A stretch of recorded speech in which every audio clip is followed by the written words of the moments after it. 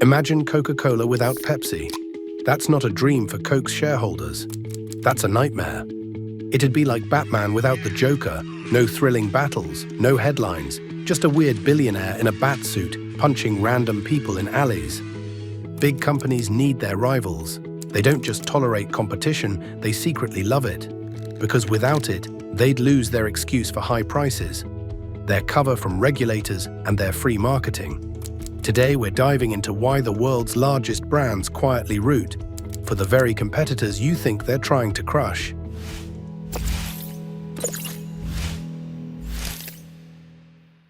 One, competition makes prices look fair. When Apple launches a $200 iPhone, it seems steep, until you notice Samsung's flagship is $199. Suddenly, Apple isn't greedy, it's just industry standard. It's like two gas stations on opposite corners. One charges $5.02 a gallon, the other charges $5.01. You don't thank them for keeping prices low. They're just high-fiving each other behind the scenes. When Pepsi left India in the 1970s, Coke's sales tanked, not because Indians stopped drinking soda, but because Coke suddenly looked like a monopolist. The government said, "Oh, you're the only one now. Cute. Get out." Morale: Coke needs Pepsi like sitcoms need laugh tracks. 2. Rivals create free marketing. Coke versus Pepsi, Nike versus Adidas, Xbox versus PlayStation. These rivalries fuel billions in free publicity. Every time Pepsi dunks on Coke in an ad, both brands trend on Twitter. When Nike signs an athlete, Adidas feels jealous, then signs their rival, and suddenly sneaker Twitter is on fire. Look at gaming. In 2020, the Xbox Series X versus PlayStation 5 launch generated over 100 million social mentions in 3 months. That's marketing money they didn't have to spend. Gamers fought console wars so corporations didn't have to, like unpaid brand interns. 3. Regulators stay off their backs. Big companies hate looking like monopolies. A healthy-looking battlefield keeps antitrust lawyers away. When Amazon bought Whole Foods for $13.7 billion, regulators shrugged because Walmart still dominated groceries. Amazon basically said, "See, we're still the scrappy little guy with only 2 yachts." Google plays this game too. Accused of search dominance, they point to Bing, like a bodybuilder flexing next to a toddler and saying, "See, he's competition." 4. Rivals share the cost of educating customers. Tesla alone couldn't convince the world to buy EVs. But when Nissan, Ford, and GM joined the party, suddenly charging stations popped up everywhere. By 2023, global EV sales hit 14 million units, and Tesla still grabbed 18% of the market, a smaller slice of a much bigger, tastier pie. Same for Netflix. When Disney+, Hulu, and HBO Max entered streaming, Netflix didn't sulk.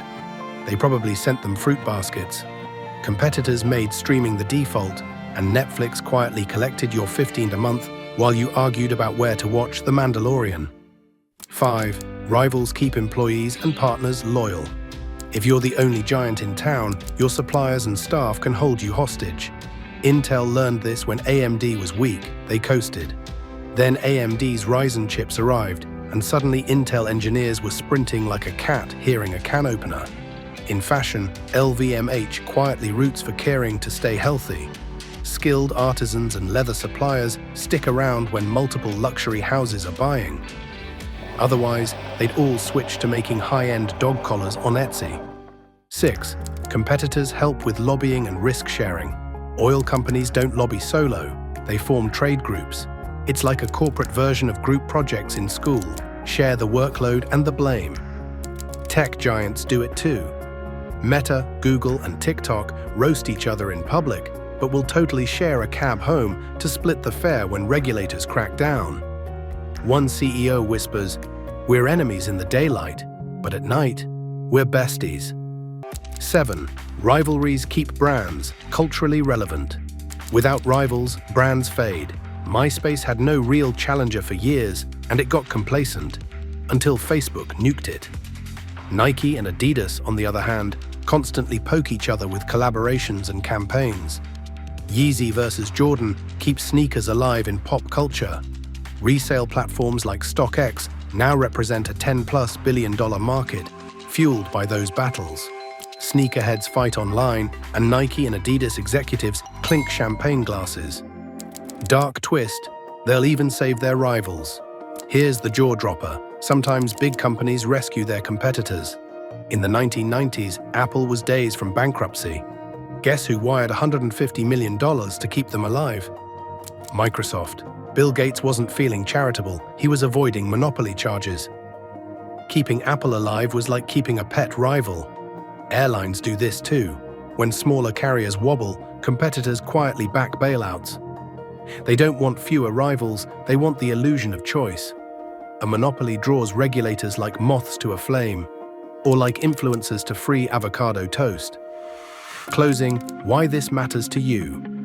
So next time you watch Coke and Pepsi battle or see Apple shade Samsung, remember, these aren't blood feuds, they're business hugs in disguise.